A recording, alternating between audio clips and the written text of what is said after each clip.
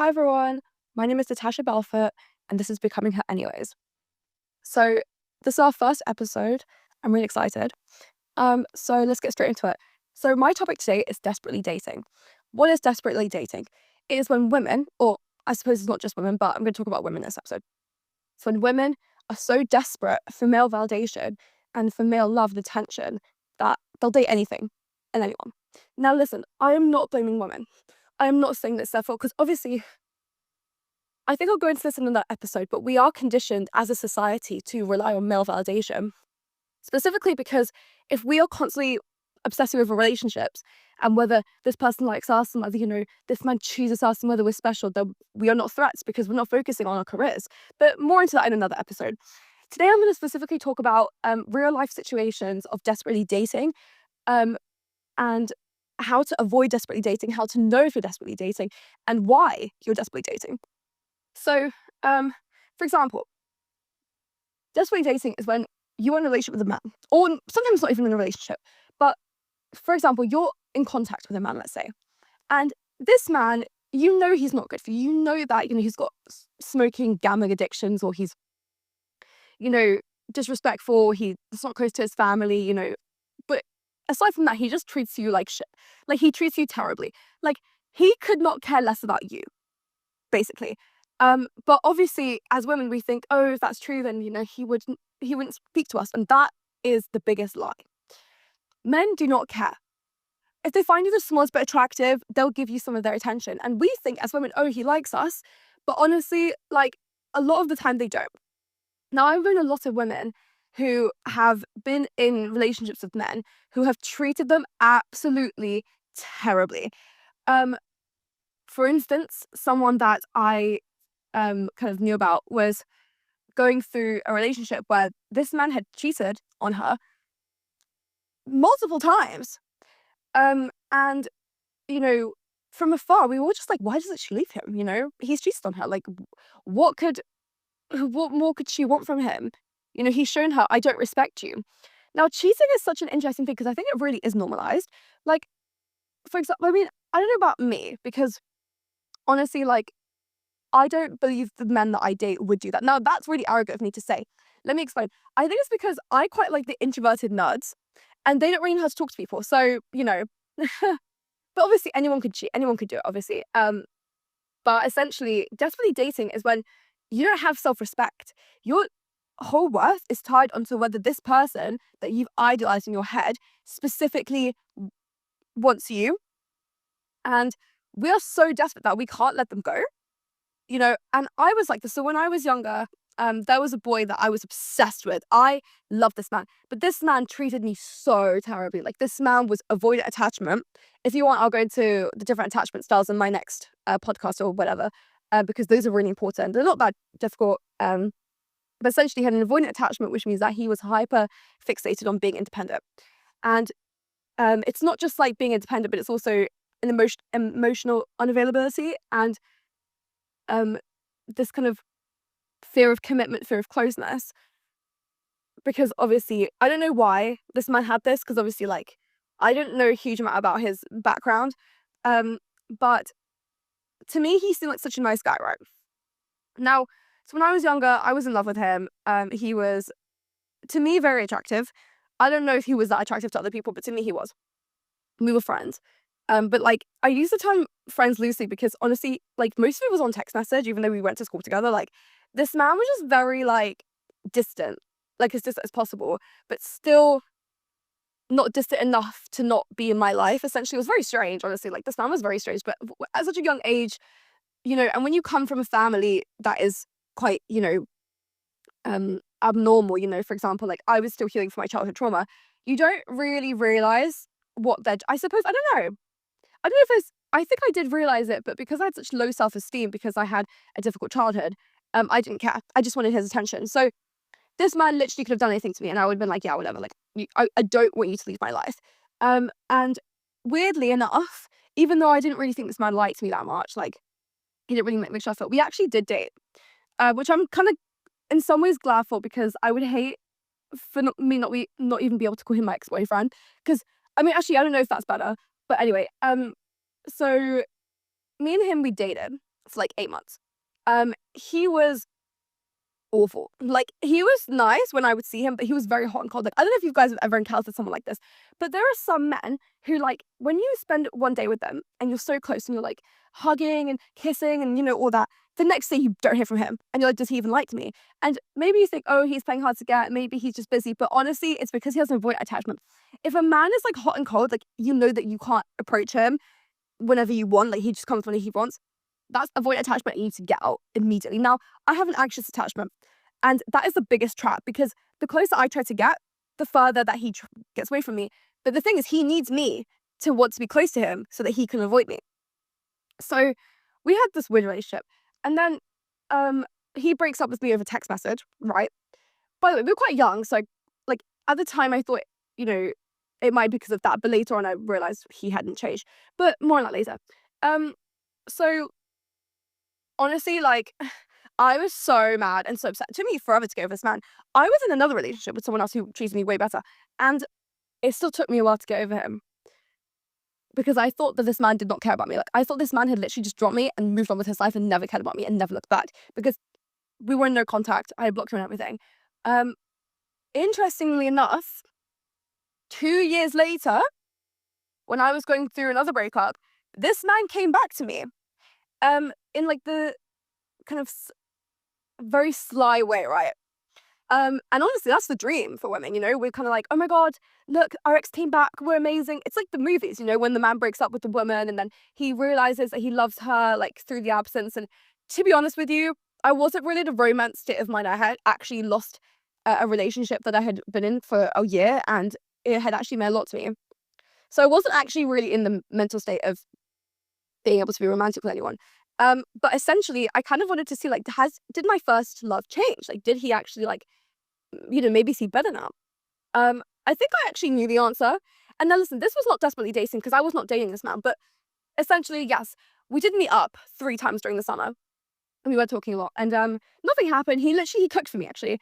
It was nice. And it was nice to have a friend as well, because I was trying to, like, in my second breakup, you know, my ex's friends were my friends, so I needed to move on. So I moved on to this girl group, but because, like, the friendship hadn't been established yet, like, yeah, I was hanging out with them when we were going out and stuff, and we were having fun, but obviously I didn't know them that well because I had just started being friends with them. So I think I just wanted something, you know, solid to go back to, which was my first boyfriend. Now, listen, um, I just want you guys to know, for anyone out there who's thinking that they need to change a man, that, you know, over time he'll get better, because this is what society tells us. Society tells us that if we wait, if we stay with a man when it's bad, if we, like, build up a man, like, if we meet, like, a man that's, like, for example, like Howard Wolowitz from Big Bang Theory, right? Before he meets Howard. I'm sorry, before he meets Bernadette. If we meet him, we need to keep him so that we can make him better. That's what society tells us. Society tells us that we need to, like, it's like we need to adopt men and tame them, and that is the biggest lie. Do you know what a lie that is? That is never what you do. If you meet a man that has a bunch of issues right now, today, you do not date him. I do not care what potential he has. I don't care if he's going to Oxford. I don't care what he's doing. He is not for you, because look at me. Okay, 4 years later, my first ex-boyfriend had not changed. And I know this because, you know, we had spoken and he actually got worse. I thought, you know, when I was younger that, like, oh, he's just young, but because we were the same age, right? But obviously I was a bit more, like, mature, I suppose. And I thought, like, oh, you know, he'll change, and he got worse. Okay, let me tell you. So this is just to tell you, don't ever have hope. Like, listen, when I go on a date with a man, I don't care what he says. I don't care, because I went on a date with a man recently, and I thought, like, oh, you know, this is fun, right? This man took me to a casino twice. Now, this man did not mention that he had a gambling addiction. This man also did not mention he had a vaping addiction, but it didn't stop him from vaping. By the way, I have a really big thing against vaping. I'm not really in contact with people that vape. If you do that, then that's fine. You know, that's your life. But for me, like, I really, really hate it. And I've never, ever tried it. Never tried smoking. I like the occasional alcohol, but, you know, vaping and smoking is a deal breaker for me. Like, I'm not getting into that. I don't want to be around people that have that, because if I'm around people that have this habit, I will also have this habit. But I'm going for a tangent. Listen, it doesn't matter who they say they are. Like how I was saying, I went on a date with a guy recently, and it was nice. He paid, and, you know, he was funny, and, like, he wasn't too bad looking. But I went there on the date with clear eyes. I was not delusional. I was not, you know, obviously this guy has potential, but guess what? Everyone has potential, guys. Every single person on this earth has the potential to be a great person, to be a great partner, to have a good career. Every single person. You're just projecting on specific people who match your taste, but you can't do that because you will get hurt. I did this, you know. I feel like we look at people and we create characters in our heads, and then we project it onto them. We basically have needs, and then we meet someone who we imagine to fulfill those needs, and then we go, okay, that's who you are. You're this person. You're going to be kind and generous and loving. And listen, you can't tell someone to be these things. It doesn't matter. I know that you might think, oh, it's the right thing, but at the end of the day, if he doesn't want to be this way for himself, he's not going to do it for you. Men will not change for you, okay? And listen, biggest evidence, my biological father has lost 2 children that are still alive. They just don't speak to him because of his behavior. But guess what? He still to this day blames us and blames everyone else and blames his, you know, his parents, his dead father, everyone but himself. Men don't change, guys. Unless specifically, like, listen, if you want to go to a good relationship, my best advice, you need to be able to be lonely. You need to be able to say no. Listen, I went on a date with this nice guy. He was very sweet, but I'm not, if I was desperate, I would go for him. I would be messaging him, you know, but because I'm not desperate, because I'm okay with being alone, because I've actually cultivated my own time, and I'm okay with not having male affection if it means I don't have to sell myself and all my values and, you know, my self-respect, I'm okay with it. If you want to find a good man, listen, it's okay to go for like an uglier man, you know, it's fine. Looks don't really matter. You can change the way a man looks. Now, this is something that I will give you permission to do. If you are like, if a man is investing in you, say for example, you're going out with this man and like, he's very sweet, like he has a very sweet nature, he doesn't have any addictions, he's very smart, you know, he's like that kind of man, you know, those kind of men that just kind of like very nice. Go for those men, even if they're not attractive, even if your friends go, ugh, he's not attractive as this person who, you know, yeah, might be really attractive, but he treats women like shit.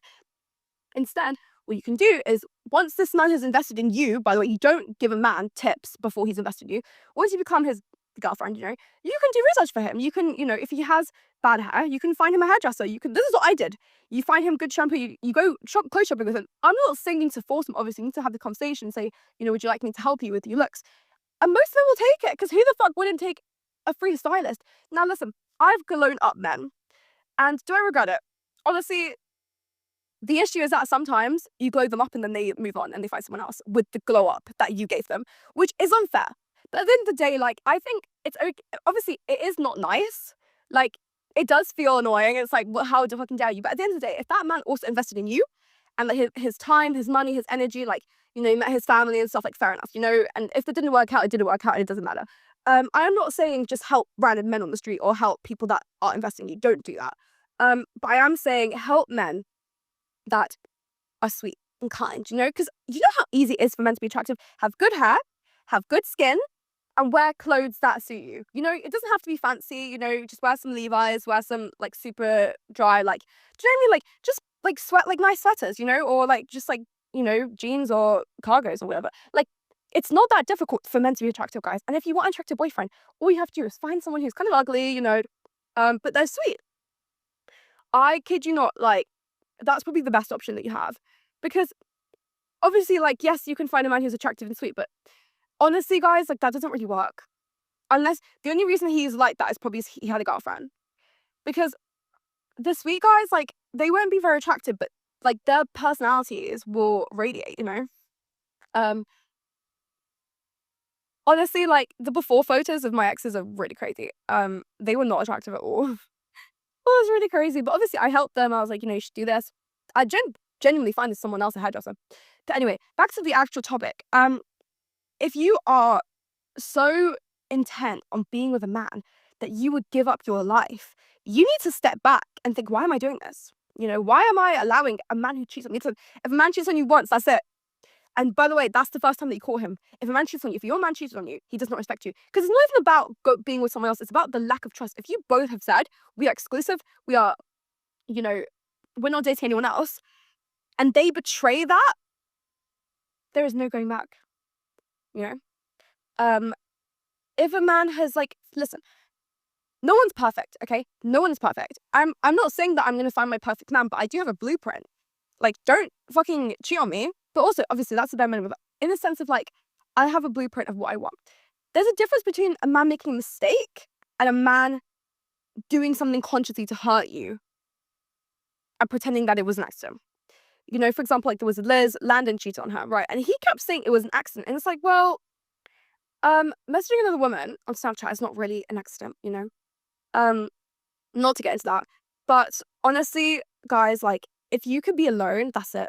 That's all you need. If you can be alone, you're gonna be amazing. You're gonna do so well in life. If you can literally be with yourself, like, guys, like, honestly, you don't understand female friends that where it's at. Now, I actually have a whole different story about female friends because I actually had to cut off most of mine, but I do have a few ones left. I have my best friend. She is the best person I've ever met in my life. Like, she is the only person who had the opportunity to betray me that she didn't. And that's, you know, one of the reasons we became such close friends. But also, like, we went to Spain together as well. And we spent 5 days together, you know, with literally no breaks. No, 6 days actually. And you know, we didn't argue. We communicated. It was wonderful. Honestly, I could give you guys a whole podcast on that if you guys wanted. But honestly, guys, like, desperately dating is something that a lot of women do, but it's not your fault, guys. I'm not trying to blame you, but I am trying to say take responsibility for your actions. Like, do you realize, like, I'm desperately dating? Like, it's okay not to have a man. Society tells us, like, to be chosen, we need to have a man, we need to be chosen, we need to be seen by society, but we don't. Like, we don't need that. Like, obviously, yes, having a boyfriend is nice, and if you have a nice boyfriend, that's great. But at the end of the day, like, we are told from such a young age that we need to find someone. Do you know what men are taught? Enjoy your youth. Men are taught enjoy your freedom while it lasts. Women are not taught this. Women are told to find someone, you know, as quickly as possible. I mean, it's really crazy. And, like, you know, I feel like the only people that stand to benefit from this is men. Like, I genuinely believe, like, this whole phenomenon of, like, changing a man, it's so encoded in our society. Like, for example, look, I love Big Bang Theory, okay? It is such a good TV show. But I do have an issue with the fact that, like, it was the women's responsibility to change the men. Like, for example, it's Amy's responsibility to change Sheldon's behavior and change him as a person. And then, like, everyone's like, oh, Amy changed him. Like, well done. Like, that was not her responsibility, you know? Same with, like, Howard and Bernadette. It was not Bernadette's responsibility to change Howard, you know? That was such a weird thing. And, like, I think it's everywhere. You know, for example, Sex and the City. The writers of Sex and the City, honestly, like, they tried to make, I don't know if you guys have watched this. If you guys haven't watched this, you can just skip over this part. But they tried to make Carrie and Big's relationship so romantic. Like, this man treated her like shit, and they still ended up together. And they still romanticized him because she changed him. Because, oh, she helped him get over his commitment issues by staying, even when he literally ran away from her at her own wedding, and when he got married to someone else instead of her after telling her he has commitment issues. He refused to tell her that she was the one. Oh, but she was the one that he wanted to cheat with on Natasha. It was crazy, guys. It was actually insane. But honestly, guys, listen. Moral of the story: don't desperately date, because if you do that, you are selling yourself. You're never gonna find someone else. If you allow a man to treat you like shit, do you know what he's gonna do? He's gonna treat you like shit. You know what? If, for example, if I have let's say a friend who I don't treat very well, right? But they don't care. They accept it. You know, I could, you know, cancel on plans last minute. I could talk shit about them. I could, you know, tell them to their face I like that. I don't know. I don't like the way they look or something. And if, okay, that's a bit much. But if that person accepts it, why would I treat them any better? If that person, if for example, I'm in a relationship and I never do anything for this man, right? And this man does everything for me. If that man accepts it, why would I change? Same way, if I'm a man and I'm taking out a woman, right? If I'm dating a woman, and she just accepts my bare minimum treatment. I take her to McDonald's, I take her to the park, you know, to look at ducks, right, all the time, and I never do anything for her. Obviously, that's nice, but, like, at the end of the day, I don't spend money on her. But she doesn't care. She doesn't say anything. She just allows it. She doesn't break up with me. Why would I treat her better? Guys, think about this, okay? If you're being treated like shit right now, and as a man, and you've already asked him, please, could you, you know, stop being such a bastard, and he's ignoring you, that's it. Guys, it takes one time for you to communicate with a good man. Please don't do this. Please, could you, you know, I don't know. Do you know what I mean? Like, I don't like the joke that you made. Please don't do that. It takes one time. We are not begging for the bare minimum, guys. We are going to say to society, shut the fuck up about women. Okay? Stop trying to get us to be involved with disgusting men. Because you know what? The society, it does benefit men. Like, the lies that we've been told as children, the Disney princess movies of, like, oh, she's only worthy after she's found her Prince Charming. Like, that is ridiculous. Okay? Guys, please, let's be strong-minded. and realize when we are desperately dating, don't allow a man to ever cross you. If he does, cut him off. It doesn't matter if you spend a whole year in pain. It doesn't matter. Because if you're consciously going back to that, you're never going to get over it. If you cut off a man, even though you don't want to, do you know how much power you have? You're going to get over that man. Doesn't matter how big a hole you had on you. Guys, don't desperately date, okay? Please, for me, don't do it. Don't do it. Because honestly, you will end up in pain because that man might leave you one day. And when he leaves you, you'll be left with hating yourself. You'll be left with this void. Guys, learn how to be alone, okay? Break up with your cheating man, please. Honestly. Okay. Thank you guys so much for watching. Well, listening. My name is Natasha Bellefort, and this is Becoming Her Anyways. Thank you.